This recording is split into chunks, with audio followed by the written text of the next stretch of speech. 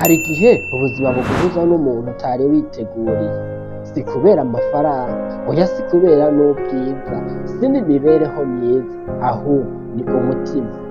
Ariko ikibazo ni iki: mbega urukundo rushobora gutsinda itandukaniro ry'ubuzima? Rushobora gutsinda imiryango, ubukene n'igihe? Iyi ni inkuru ya Habimana na Anita, inkuru y'urukundo rwaboneka nk'urutazoshoboka ariko bikarangira rubaye urw'ukuri. Murakaza neza kuri Kivora Media. Mu gihugu c'u Burundi, mu micungararo ya Bujumbura, hari umusore yitwa Habimana Jean Claude. Yari umusore w'umutima woroshe, ariko ubuzima bwiwe bwari bugoye. Yakorera mu mirimo y'amaboko, rimwe na rimwe akagenda amasaha menshi atararonka ibyo kurya bihagije. Ariko nubwo ubuzima bwiwe bwari bugoye, Habimana yari afise ikintu kimwe gikomeye: umutima wuzuye ubugwaneza n'ukwihangana. Ku rundi ruhande, hari umukobwa yitwa Anita Niyonkuru.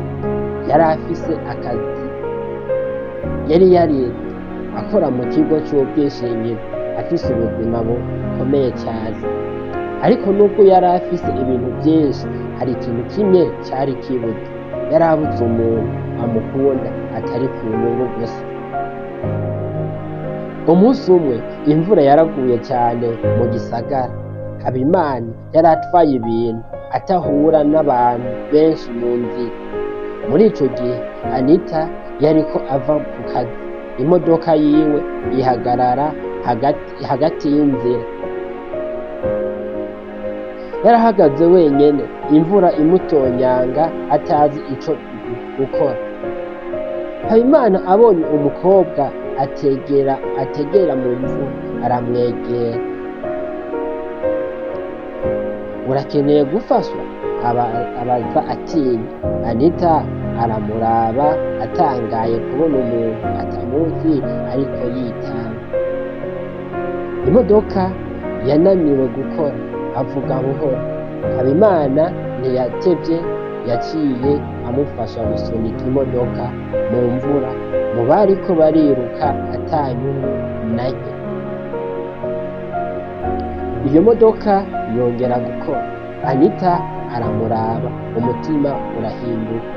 Uwo munsi si umunsi usanzwe, ni umunsi urukundo rwatanguriye. Anita ntiyashobora kwibagira uwo musore. Yararonse uburyo bwo kumurondera.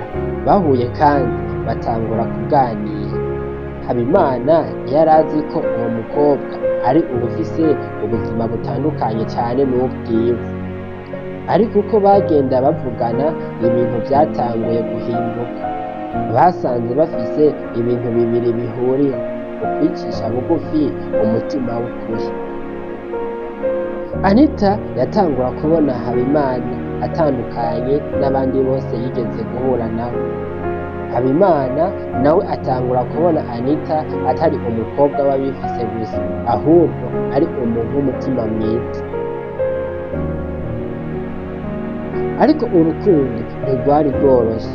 Anita yariko ava mu muryango ugezweho. Se wiwe ntiyashaka ko akundana n'umusore w'umukozi w'amaboko.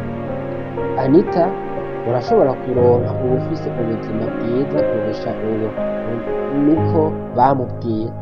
Ariko Anita yaramwishuye ati: "Papa, si amafaranga nkoze gukunda, ni umutima." Ku rundi ruhande, Habimana nawe yatanguye kwiyumvira ko atabereye Anita. "Jewe ndi umukozi gusa, we ari hejuru cane yanje." Ico ciyumviro cyatanguye kumusenyera imbere. Habimana yaronse akazi keza mu kindi gisagara. Ni amahirwe, ariko bisobanura ko agiye kure ya Anita. Yaraje kumubwira ukuri: "Sinzi ko tuzobandanya kubonana." Anita yarumvise umutima ubabaye, ariko aramwishura ati: "Umutima wanje uhindurwa n'intera." Ariko Habimana yari yuzuye ubwoba. Yaciye agenda batandukanye. Imyaka ibiri yarahaciye, ntibari bakibonana. Anita yagerageje kubaho ubuzima busanzwe, ariko umutima wiwe wari ukiri aho Habimana ari. Habimana nawe yaragerageje kwiyubaka, ariko umutima wiwe wari ukiri kuri Anita. Ubuzima bwaragendeye, ariko urukundo ntirwapfuye. Umunsi umwe Anita yaronse inkuru mbi. Habimana yagize impanuka mu kazi. Yari ameze nabi cyane. Atazuyaje, Anita yafashe urugendo rurerure aja kumuraba. Iyo yashika amubona ari mu bitaro, Habimana yari adakomeye. Anita amufata ukuboko aravuga ati, nari nzi ko sinzokwibagirwa umutima wawe. Habimana afungura amaso buhoro buhoro wagaruka. Amosozi atangura kubatemba bose. Habimana amaze gukira yaciye atahura ikintu gikomeye. Urukundo rwiwe na Anita ntirwapfuye.